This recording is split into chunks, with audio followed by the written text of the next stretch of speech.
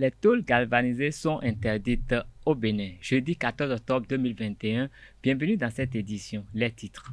Après les personnes affectées par les travaux d'aménagement de la station balnéaire d'Avlekete, celles affectées par le projet d'aménagement de la zone d'îlot en façade sud-est du marché de Wando en construction à Porto Novo seront indemnisées, elles aussi. Une décision prise en Conseil des ministres ce mercredi.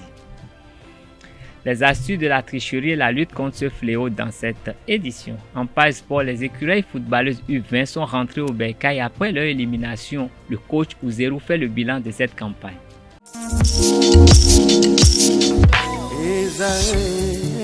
Étudiantes, étudiants, parents d'élèves, nouveaux bacheliers, vous recherchez une école adéquate de formation professionnelle et pratique pour vos études supérieures? Une seule référence, ESAE. ESAE vous offre des demi-bourses et réductions dans toutes ces filières. Waouh!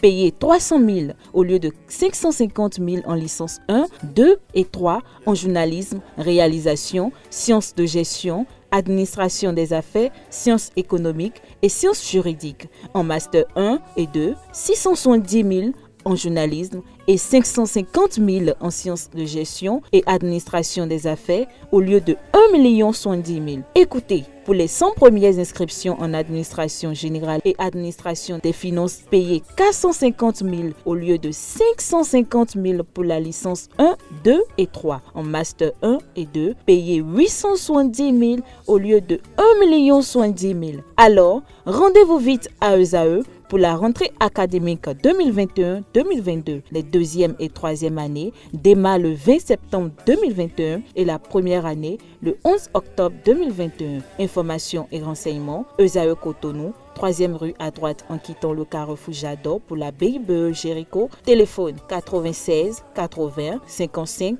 11 ou 98 98 14 00 ou encore 90 93 65 21. ESAE, l'excellence à un an.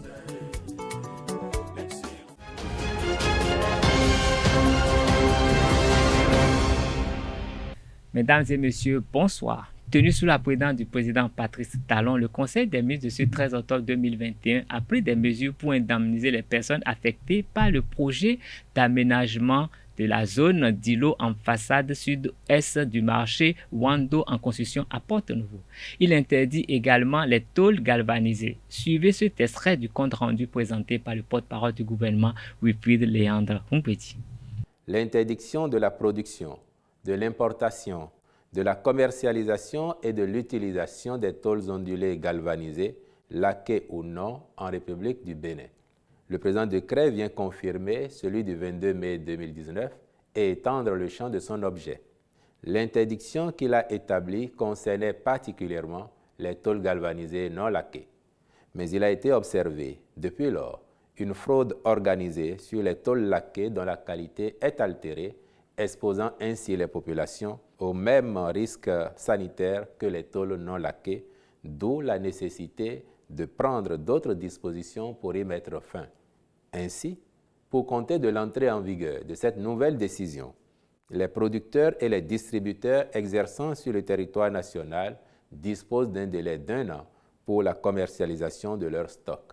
Les ministres chargés du cadre de vie, de l'industrie et du commerce, de l'économie puis de la justice prendront les mesures subséquentes en vue de l'application effective de cette réglementation.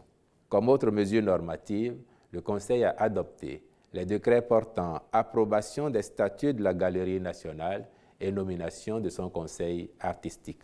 Au chapitre des communications, en 1, l'indemnisation des personnes affectées par le projet d'aménagement de la zone d'îlot en face sud-est du marché de Wando en construction à Porto Novo.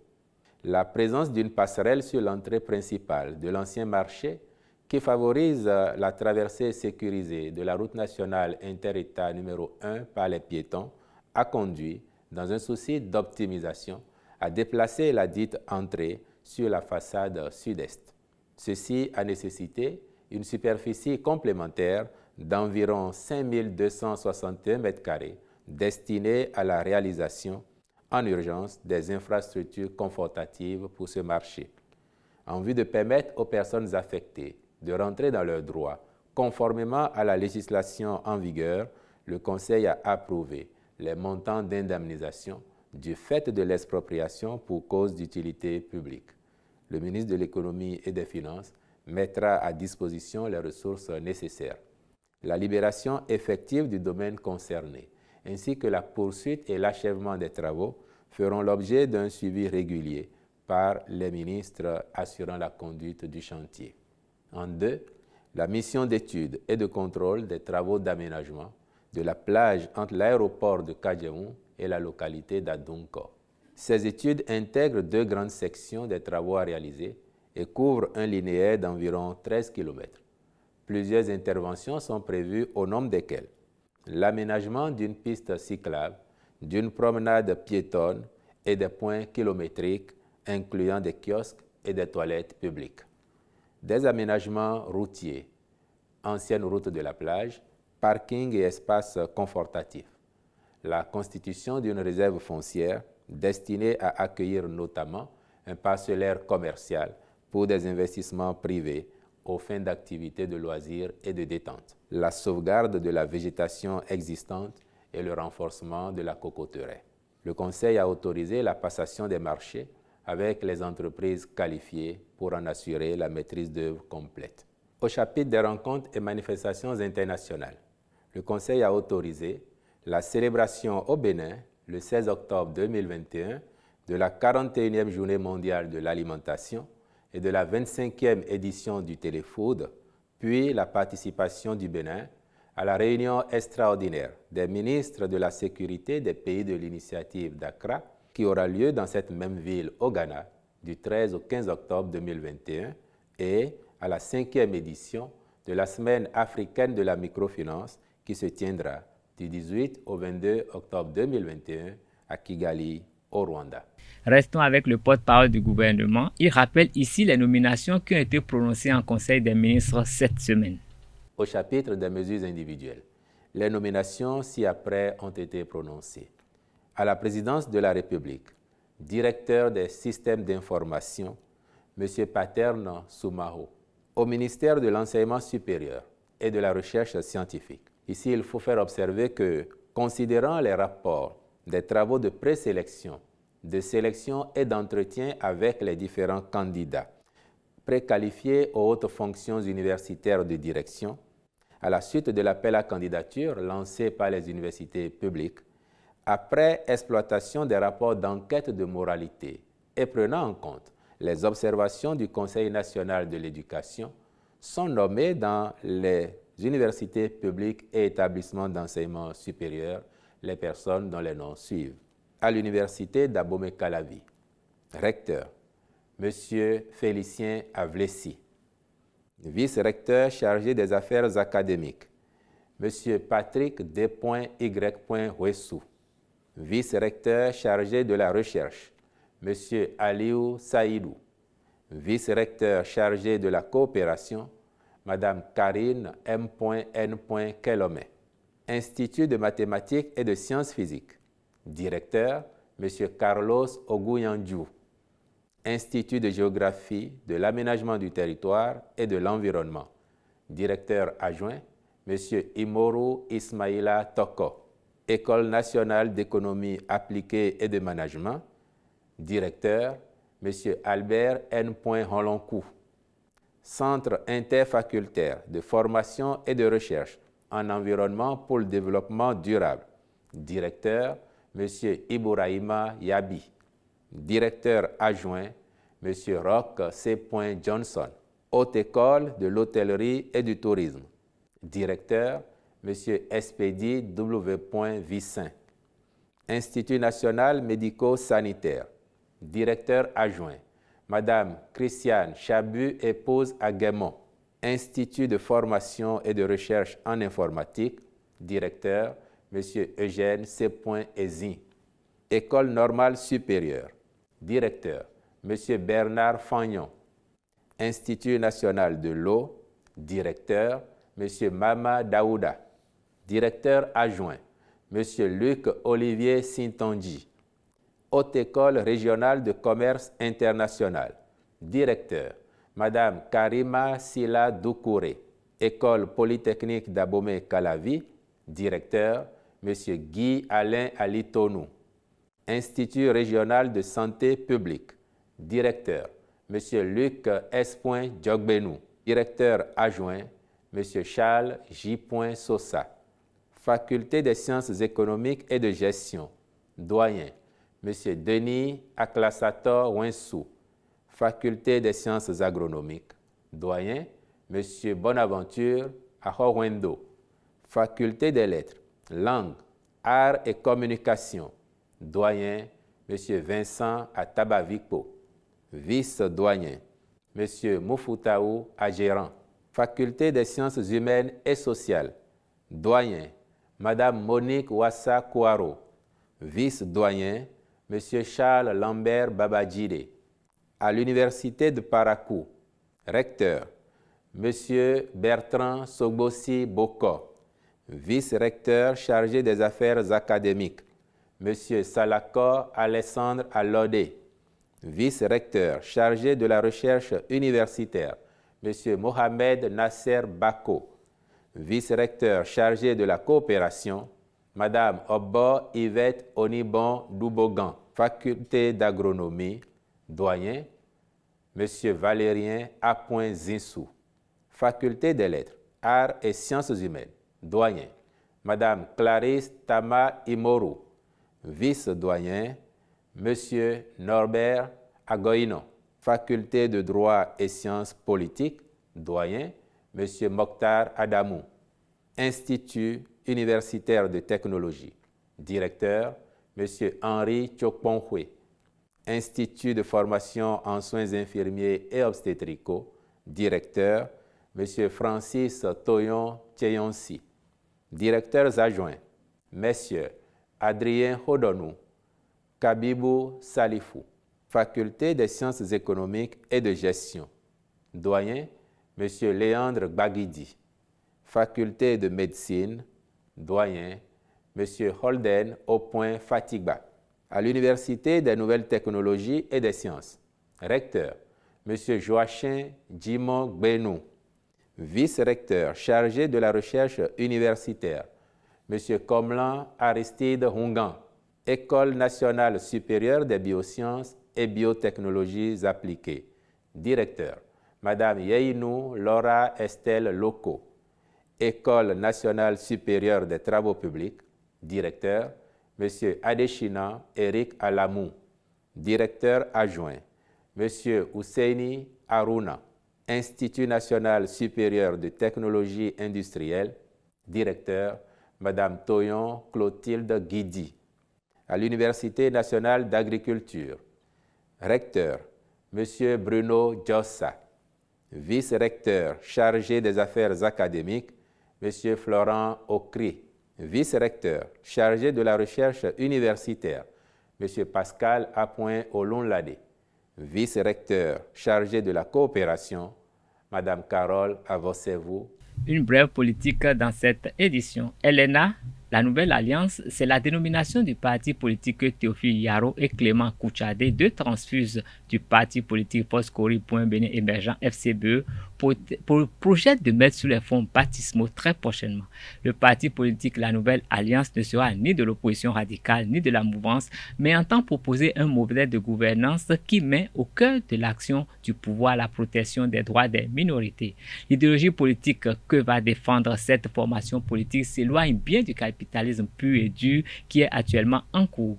Théophile Yaro propose plutôt une philosophie politique qui ne rejette ni la mouvance ni l'opposition radicale ou modérée. Nous ne sommes pas ennemis ou adversaires ni de l'opposition dite radicale ni de la mouvance, mais nous avons une autre manière de penser, une autre philosophie, clarifie-t-il dans cet entretien accordé au quotidien du service public. Le parti LNA peut collaborer avec le pouvoir talon. Le parti La Nouvelle Alliance opte pour le libéralisme politique, culturel et pour la renaissance des droits des minorités.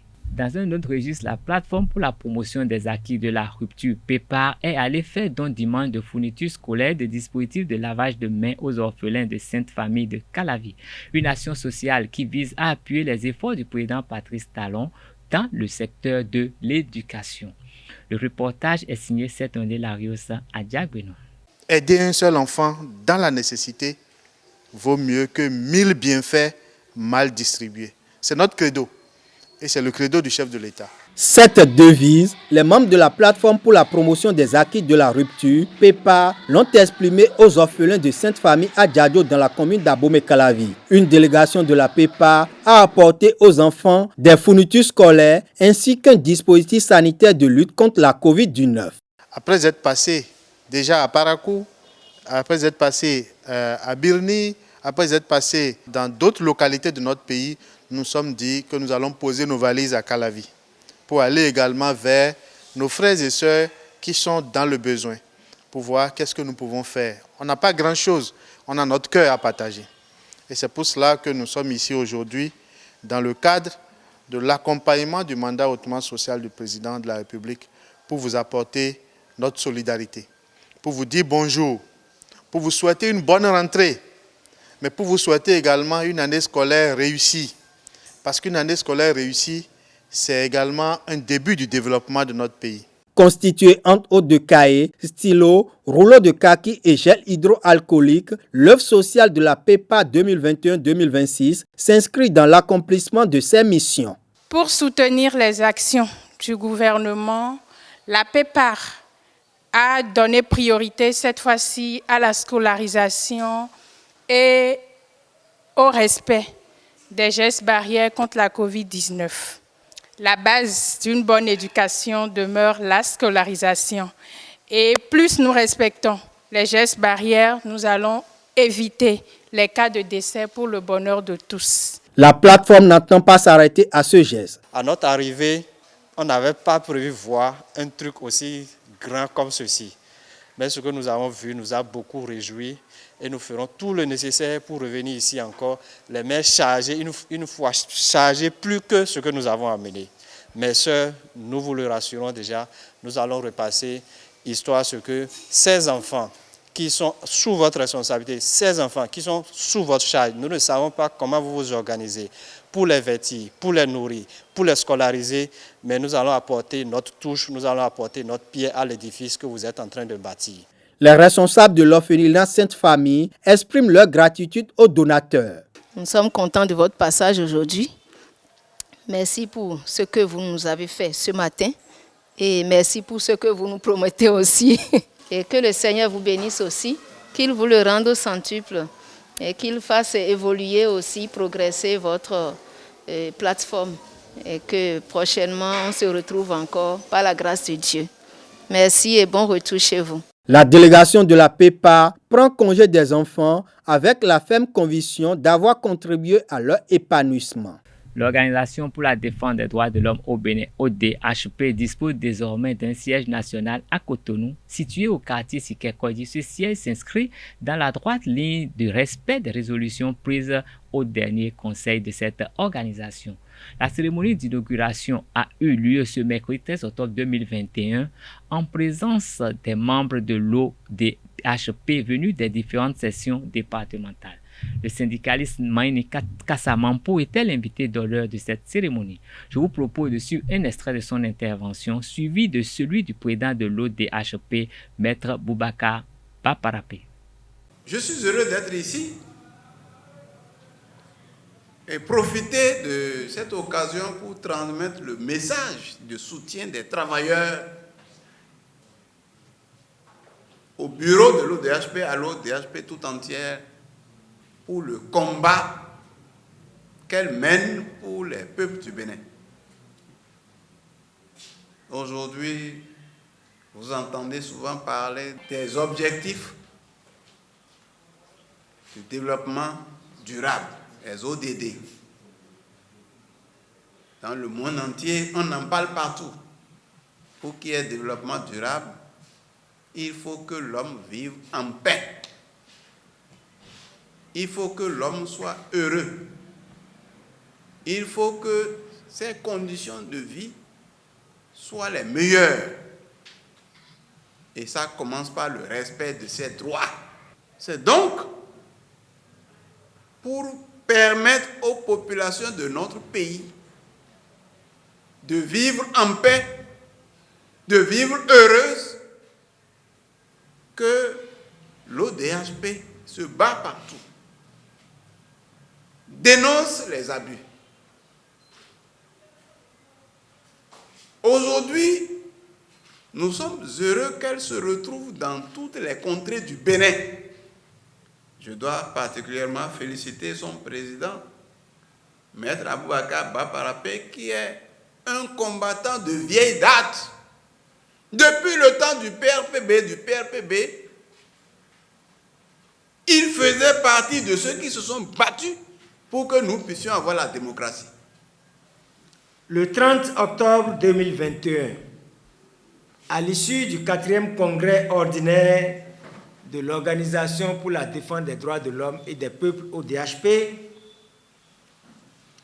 la tâche majeure dévolue au Bureau exécutif national était de renforcer les bases organisationnelles de l'ONG par la création d'un organisateur collectif qui est le journal, la mise en place des structures sur toute l'étendue du territoire national, la création des sièges départementaux et enfin et surtout la création du siège national.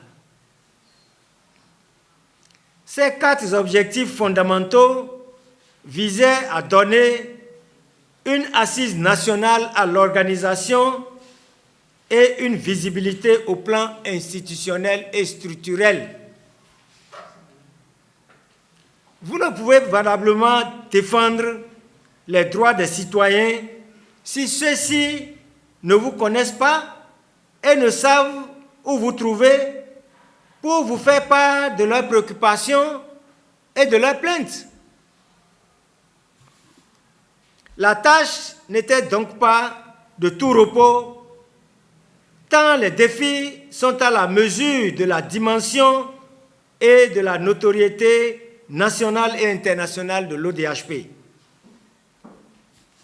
Si la création du journal et la mise en place progressive des structures s'est faite comme celle toute récente de la section communale de Natitengu qui vient de voir le jour, avec un bureau de 7 membres, en dépit de la léthargie observée dans certaines zones méridionales, la création des sièges reste cependant un véritable défi à relever, surtout dans un contexte d'indigence financière de l'organisation et d'absence de tout soutien extérieur. Nous sommes sur le plan national très autonomes, indépendants, ne recevant de subventions de personne. Il fallait donc se débrouiller seul.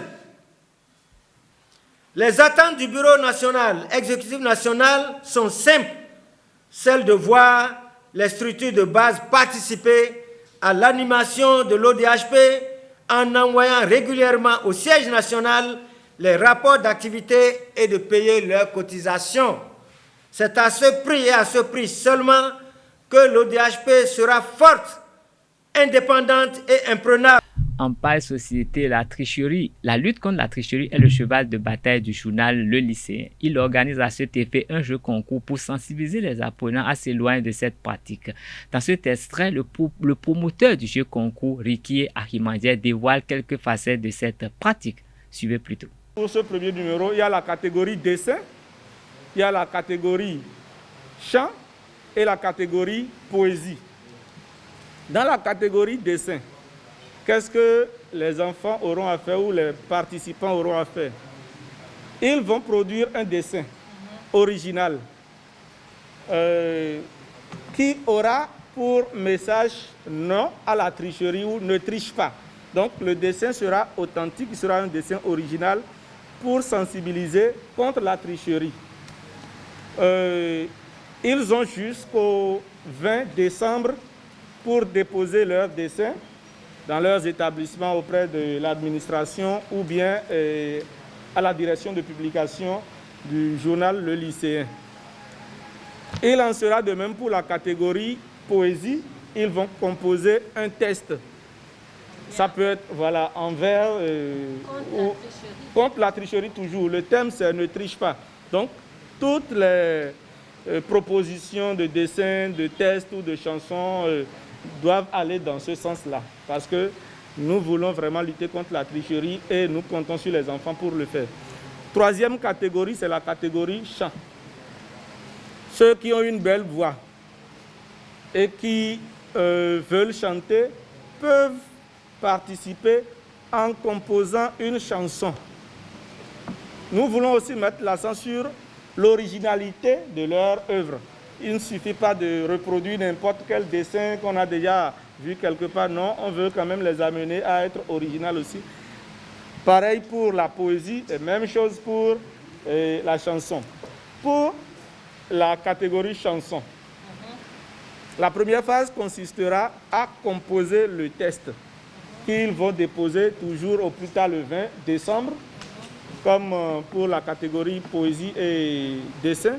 Donc quand nous on va recevoir les tests, nous allons les étudier en comité et les 5 premiers par catégorie seront appelés, ils iront faire la deuxième phase. La deuxième phase sera une phase de présentation. Comment ça va se passer? Dans la catégorie dessin, ils auront 2 ou 3 heures pour produire un dessin sur place. Parce que si on leur demande de déposer les dessins, ils peuvent simplement... ils peuvent tricher encore. Voilà, merci de me passer l'idée. Ils peuvent encore tricher. Donc sur place, ils vont faire le dessin. Ceux qui vont faire la poésie, sur place, ils vont déclamer. Voilà. Et pour la catégorie chanson, ils vont également chanter devant un jury. Et les 3 premiers seront retenus pour la phase finale. Hors de nos frontières, le Niger déplore des victimes d'une attaque djihadiste. En Algérie, un plan d'attaque a été démantelé par les autorités. Les coupures intempestives de courant en Chine et d'autres informations font la page internationale de cette édition. Une compilation de la rédaction. Au Niger, 10 personnes sont tuées dans l'attaque d'une mosquée par des présumés djihadistes. Cette attaque a eu lieu ce lundi 11 octobre à Abankor, dans l'ouest du pays. Les assaillants sont venus à moto au moment de la prière du soir, a précisé l'AFP, un responsable municipal de Bani Bangou, le chef du département où a lieu l'attaque. Depuis le début de l'année, des présumés djihadistes multiplient les assauts sanglants contre des civils dans la zone de Bani Bangou et des communes voisines de la région de Tillabéri. Les services de sécurité algériens ont déjoué hier mercredi 13 octobre des attaques armées planifiées par un groupe séparatiste kabyle. Ils ont également démantelé cette semaine un réseau lié au mouvement pour l'autodétermination de la Kabylie classé terroriste par l'Algérie. Ils ont arrêté 17 personnes dans les préfectures de Tizi Ouzou, Béjaïa et Bouira en Kabylie. Les personnes interpellées projetaient de mener des actions armées visant à porter atteinte à la sécurité du pays avec la complicité du parti interne prônant le séparatisme. Au Liban, une manifestation violente contre le magistrat en charge de l'enquête sur l'explosion du port de Beyrouth ce jeudi 14 octobre 2021 a occasionné au moins 6 morts et une vingtaine de blessés. Cette manifestation contre le juge Bitta est orchestrée par des partichistes Amal et Hezbollah qui sont visés par l'enquête sur l'explosion du port mais qui tentent de se soustraire. En Chine, le Bureau national des statistiques a indiqué ce jeudi que des interruptions de courant massives sont provoquées par une forte augmentation de l'indice des prix à la production du charbon et de l'électricité. Les usines du nord et du sud du pays sont soumises à des restrictions. Il faut noter que le prix que facturent les usines chinoises à leurs clients a grimpé de 10,7% en septembre. À Taïwan, ce jeudi, un incendie fait 46 morts et 4 41 blessés. Selon les autorités, l'incendie qui s'est déclaré au petit matin dans un immeuble de 13 étages à usage mixte a fait beaucoup de victimes entre le 7e et le 11e étage. Environ 70 camions des pompiers ont été déployés pour faire face à l'incendie en 4 d'horloge. Pour l'heure, la véritable cause de cet incendie demeure inconnue. Les employés des ports américains ainsi que ceux des plus grandes entreprises de transport et de distribution vont travailler 24 sur 24 et 7 jours sur 7. L'annonce a été faite par Joe Biden le mercredi 13 octobre. L'objectif est de désengorger les ports et de rétablir les chaînes d'approvisionnement mises à mal par la pandémie de COVID-19. Il a profité de l'occasion pour insister sur l'adaptation de son plan d'investissement, toujours bloqué par les désaccords entre élus de son propre parti. En passeport, les écureuils dames U20 sont sortis de la course pour la qualification de la Coupe du monde féminine de la FIFA Costa Rica 2022 le samedi 9 octobre dernier lors du deuxième tour après un match nul 2 buts partout face au Maroc. Ce résultat fait suite à une défaite des Jaunes du Bénin en 1 but contre 2 à Cotonou. De retour sur ces installations, le coach Ouzerou Abdoulaye, entraîneur de l'équipe béninoise, fait le bilan au micro de nos reporters. Le bilan, c'est vrai, il est mitigé parce que on est éliminé. On reçoit beaucoup de félicitations, mais on n'oublie pas qu'on est éliminé et qu'on sort de la compétition. Mais d'un autre côté, je peux comprendre les félicitations parce que c'est une équipe quand même qui est née il y a 3 mois. Et en 3 mois, je dirais, on a fait 4 matchs, 2 victoires, 1 match nul, 1 défaite. C'est pas mauvais parce que l'adversaire qui nous élimine quand même prépare la compétition depuis 3 ans avec déjà près d'une dizaine de matchs amicaux. Tandis que nous, à l'entame de la compétition, on avait 0 match amicaux. Donc c'est pas mauvais, ça veut dire qu'il y a de l'espoir et qu'on peut bâtir effectivement sur ces filles-là qui ont quand même envie. C'est parce que c'est le plus important d'abord. Elles ont envie d'apprendre. Donc pour l'espoir quand même qu'on donne, je peux dire que le bilan il est positif. Si vous avez suivi mon interview à la fin du match à retour contre le Niger, je disais qu'on aurait pu prendre 7 buts aussi contre le Maroc. Parce qu'il y a une telle différence, il y a une telle différence de niveau qu'on aurait effectivement pu subir la même chose. Le Niger et le Bénin commencent, je dirais, à peine le football féminin. Nous sommes encore à l'étape embryonnaire, je dirais. Tandis que le Maroc, c'est une autre affaire. Le niveau, il est très très élevé. Quand on prend les buteuses, par exemple, du Maroc lors du match retour, la première buteuse joue en Norvège, la deuxième joue en Espagne. C'est quelque chose parce que c'est un autre niveau, c'est une autre formation. Donc pour moi, ce n'est pas forcément une contre-performance. La défaite et le match nul contre le Maroc, au contraire. Au contraire, parce que, et je pense d'ailleurs que beaucoup s'attendaient à ce qu'on prenne une tôle contre le Maroc. Mais on a été discipliné et on a montré de l'envie. D'où ce résultat, parce qu'aller faire un match nul quand même au Maroc, je ne suis pas sûr que même au niveau des hommes, ça soit déjà arrivé régulièrement, qu'une équipe béninoise, que ce soit en club ou en sélection, aille faire ce genre de résultat. Je me souviens des juniors, je crois, en 2008, je ne sais pas, peut-être 3-3 au Maroc, mais à part ça, les clubs, tous les clubs, que ce soit les Dragons, les Buffles, toutes ces équipes, on a vu Esaïe la dernière fois contre une équipe de Ligue 2. C'est très difficile d'aller faire un résultat au Maroc. Parce que l'ambiance, le contexte est souvent très différent. Donc pour moi, ce n'est pas forcément une contre-performance. Je dirais que les filles quand même ont montré qu'elles étaient capables de faire quelque chose. Le sélectionneur des écureuils dames U20 a profité de cette opportunité pour se prononcer pour la dernière prestation des écureuils face à la Tanzanie. Déçu forcément, parce qu'après le premier match, je pense qu'on aurait pu prendre une belle option pour la qualification au tour suivant avec une victoire à domicile. Malheureusement, on a raté le coche à domicile, mais ce n'est pas terminé. Ce n'est pas terminé, il faut se remettre au travail parce que, vous savez, c'est compliqué. Bon, on est un peuple qui aime le football, mais il faut qu'on se rende compte qu'on n'a pas eu une si grande culture football. Ça, c'est la vérité, parce que quand on prend le Togo, le Niger, c'est des pays quand même qui ont commencé au niveau continental avant nous. Le Niger a déjà une médaille ou 2 médailles de bronze aux Jeux Olympiques. Donc en parlant de sport, c'est des gens qui ont depuis 30 ans. Nous, on n'en a pas. Le Togo a joué sa première CAN, je crois, dans les années 70. Donc, il faut qu'on soit patient et qu'on sache que c'est maintenant que le football béninois, en réalité, que c'est vrai, il y a eu des footballeurs avant, mais le football, avec la passion, avec l'envie d'aller jouer les compétitions continentales, ça a commencé au début des années 2000.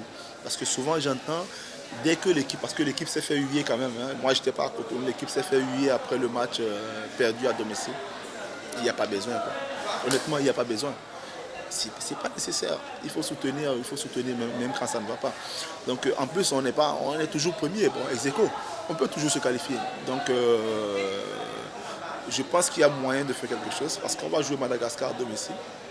Si on bat Madagascar, on attend de voir ce qui va se passer entre le Congo et la Tanzanie. Soit on prend une belle option le prochain match, soit on va jouer la qualification sur le dernier match.